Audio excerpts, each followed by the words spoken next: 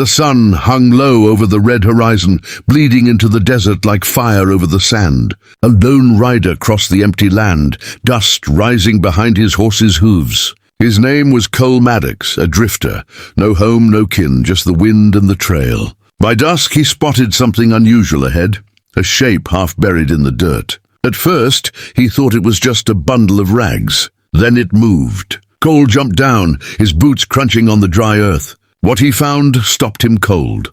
An old Apache woman, skin cracked by sun, barely breathing. He knelt beside her, pressing his canteen to her lips. "Easy now," he murmured. She coughed, water spilling down her chin, but she drank. Her eyes fluttered open, sharp, dark, still alive.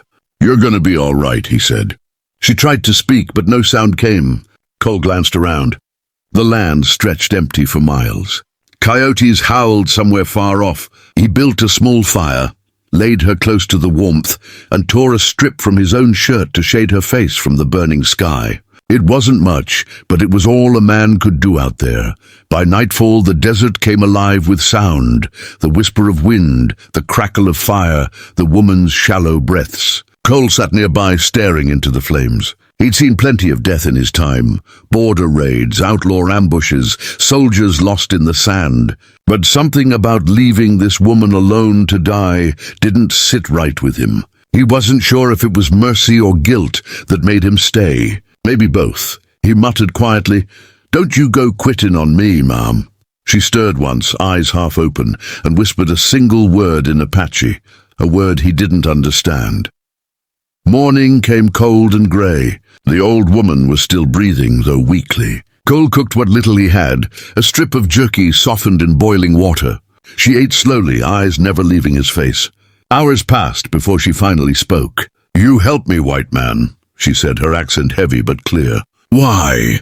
Cole rubbed the back of his neck, unsure how to answer. "Ain't right letting folks die alone," he said finally. "Color don't matter much when the buzzards are circling."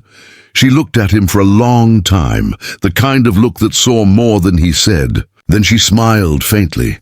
Her smile wasn't one of weakness, but pride. The quiet kind that comes from surviving more years than most men ever would. "You have good heart," she said softly. "Strong heart." Cole shook his head. "And me, just too stubborn to ride past." She chuckled, and the sound surprised him, rough and real. For the first time, he noticed how her eyes held wisdom, not fear. She sat a little straighter now, her strength returning with the day. "My name is Nita," she said. "Means bear," he nodded. "Cole Maddox. Means nothing fancy." She laughed again, the desert wind carrying the sound away. They stayed by the fire 2 more days. Cole hunted jackrabbits, shared his coffee, and patched her torn moccasins with thread from his saddlebag. At night they spoke little. She stared into the flames, and he watched the stars. She told him stories in broken English, of rivers that used to run here, of buffalo long gone, of a land that was once alive before fences came. He listened. It was the first time in years someone had spoken to him without a gun or a price in mind. By the 3rd sunrise, Nita could stand again, leaning on a walking stick. She looked stronger that morning, her braid hanging loose over her shoulder, her face lined by sun and time. "You saved me," she said. Cole shook his head. "Just did what was right." She stepped closer, studying him with a gaze that felt like it could see his soul. "You carry sorrow," she said quietly. He stiffened. "Don't we all?" She nodded, satisfied with the truth in his voice. "My village owes you, Cole Maddox. We pay our debts." He chuckled softly. "Ain't no debt to pay, ma'am. Just glad you're on your feet." But she wasn't finished. Her eyes gleamed strangely in the morning light. "Come when the moon is full," she said.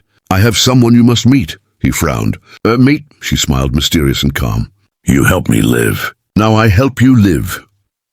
Before he could ask what she meant, she turned and started walking, her silhouette framed against the burning desert. Cole watched her until she vanished beyond the rocks. He didn't know where she was headed, probably to her people in the northern canyons. Still, her words echoed in his head all day as he rode aimlessly east. "Come when the moon is full. I have someone you must meet." Days drifted by like tumbleweeds. Cole worked a few odd jobs, fixing fences, trading pelts, but Nita's words wouldn't leave his mind. He tried to shake them off. He wasn't a man for company. He'd buried his family years back, and since then, the trail was his only home. But something about her voice lingered, something warm and certain. When night fell, and he looked at the rising moon, he caught himself wondering if she'd meant what he thought she did. Maybe it was nonsense, or maybe it was something else.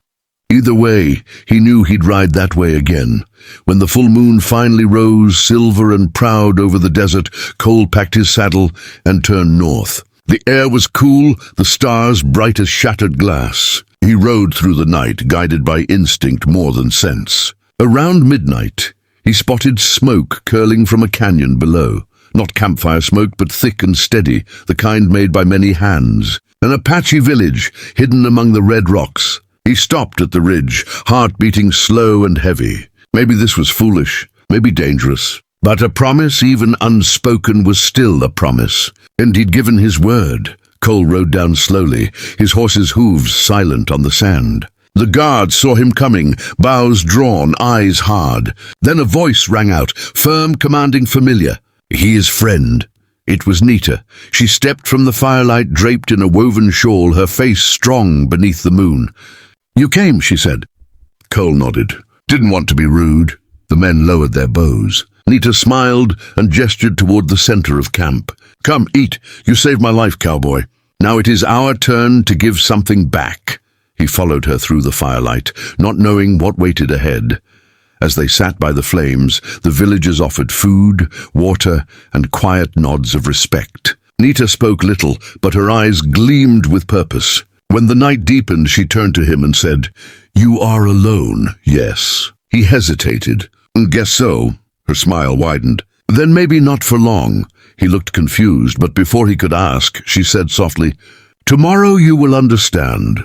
The stars above seemed to shimmer brighter, and for the first time in years, Cole felt something stir inside him. Hope, fragile and strange. Whatever was coming, he knew it would change everything. The moon hung full and silver above the canyon, bathing the Apache camp in quiet light. Cole Maddox rode slowly through the narrow trail, the hoofbeats of his horse muffled by sand. He'd been here once before, when the old woman, Nita, had asked him to come. He didn't know why he came back. Maybe it was curiosity. Maybe it was the strange peace he'd found in her eyes. The campfires flickered ahead, voices murmuring in the native tongue. He felt out of place, yet somehow expected. He dismounted at the edge of the circle, his shadow long in the firelight. Dozens of eyes turned toward him, men, women, children, all quiet, all watching. Nita stepped forward, wrapped in a shawl of red and white beads, her silver hair glinting under the moon. You came, she said warmly. Cole tipped his hat. You asked, he replied. She smiled, the corners of her mouth softening. A man who keeps his word is rare. She gestured toward the fire. Sit, eat. You are among friends tonight. He nodded, settling near the flames as they passed him roasted corn and fresh bread. The air smelled of smoke and sage. Drums beat softly in the distance, a rhythm steady as a heartbeat. Cole ate quietly, feeling the stares fade. The people began to laugh again, sing again, as if his presence no longer threatened the peace. He watched Nita as she spoke to the elders, her voice carrying strength and calm. Something about this place felt timeless, untouched by the greed and guns of the world he knew. For the first time in years, he felt still. The old woman returned and sat beside him. You have good eyes, Cole Maddox, she said. He gave a half-smile. I try to see what's worth seeing. She studied him, her gaze patient, measuring. A man without roots is like a tumbleweed, she said softly. Always moving, never growing. He looked into the fire. Ain't had much luck with roots. Maybe, she said, you were waiting for the right soil. Her tone had changed, something serious beneath it. You said you wanted a wife, she said suddenly.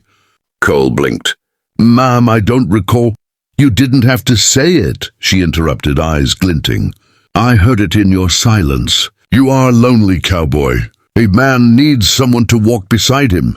He opened his mouth to protest, but she lifted a hand, signaling. A young woman stepped forward from the shadows, graceful, tall, with dark braids that caught the firelight. Her dress was simple, her movements quiet, but her presence filled the air. Nita smiled proudly. "My daughter," she said.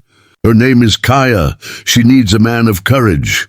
Cole's breath caught. Kaya's eyes met his, steady, curious, and kind. For a moment, the whole camp seemed to vanish, leaving only her and the sound of his heart pounding like distant thunder. "Ma'am," he began softly. "I ain't—" Nita's voice cut through his hesitation. "You saved my life, Cole Maddox. My people remember kindness. The spirits remember too." Her daughter lowered her gaze, blushing slightly. "Kaya has waited for someone who would not take what is not his," Nita continued. "You give without asking. You listen. That is rare." Cole shifted uneasily, unused to such words. "I ain't no hero," he said quietly. "Just a man doing what's right." Nita nodded. "That is what makes a man worthy." She stood and motioned for her daughter to stand beside him. "You two are the same. Quiet strength, hearts like earth and wind." The fire cracked between them. Kaya's eyes flickered to his again, and this time she smiled, small but real. "Do you ride far, cowboy?" she asked softly. Her voice was clear, musical. "Far enough," he said, returning the smile. "Maybe too far." "Then maybe," she said gently, "it's time you stop." The camp grew silent. Cole swallowed hard. "You sure about this, Mom?" he asked Nita. The old woman's smile deepened. "The spirits don't lie." She touched his shoulder. "You saved one life, and now you are given another chance. What you do with it is your choice, Cole Maddox." The stars above them burned bright as lanterns. Cole looked between the two women, the elder who had seen death and spared it, and the daughter who stood like dawn after a long night. He felt something stir in his chest he hadn't felt in years, hope, fragile and fierce. Slowly he removed his hat, holding it to his chest. "Ma'am," he said, voice low but steady, "maybe I just found what I didn't know I was looking for." The people around the fire murmured approval. Kaya blushed but didn't look away. Nita smiled knowingly. "Then it is settled," she said. The night carried on with soft music, drums echoing off the canyon walls. Cole stayed beside Kaya, talking quietly while the stars wheeled overhead. She told him stories of her people, of the rivers before the soldiers came, of the mountains that still whispered old songs. He listened, learning every word. When she laughed, it sounded like wind through cottonwood trees. He told her of his travels, of dry towns and broken dreams. She listened too, eyes wide with empathy. Two worlds that should have been strangers somehow found a rhythm that fit together like pieces of one soul. By dawn, the camp had grown quiet again. Nita approached them as the first light touched the horizon. "The sun rises," she said softly.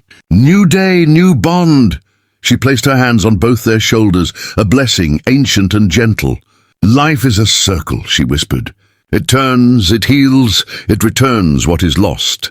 Then she stepped back, her expression proud. Cole turned to Kaya. "Guess I'll be needing to learn your ways," he said. "And I yours," she replied, smiling. He grinned faintly. "Could take a lifetime." "Then we have one," she said. They married that evening in the Apache way, under the open sky, beside the same fire where they first met. The village gathered, singing low and steady. No preachers, no papers, just vows spoken to the land and the stars. Nita watched with quiet joy, the wind tugging at her shawl. When Cole placed a small silver band on Kaya's finger, one he'd carried for years but never used, the old woman's eyes glistened. "Now," she said, "you are both bound by mercy and courage. That is stronger than blood." The people cheered softly, and the drums rose like a heartbeat. That night, as the fire dimmed and the moon climbed high, Cole and Kaya stood alone at the canyon's edge. The desert stretched out endless and golden under the stars. He took her hand gently. "Didn't think I'd find a home out here," he said. She looked at him, her eyes glowing in the moonlight. "Home is not a place," she said. "It is a heart that waits for you." He smiled, pulling her close. The wind carried the scent of sage, the whisper of coyotes far away. The cowboy who once rode alone finally had something worth staying for. Years later, travelers passing through the desert would speak of a ranch by the canyon, where wheat grew strong and laughter filled the wind. They said the man who owned it had an Apache wife with eyes like the morning, and that together they took in the lost, fed the hungry, and gave shelter to those with nowhere left to go. Some said the old woman still visited sometimes, her spirit watching over them in the glow of every full moon. And when the coyotes howled at night, Cole Maddox would smile softly and whisper, "Thank you, Nita."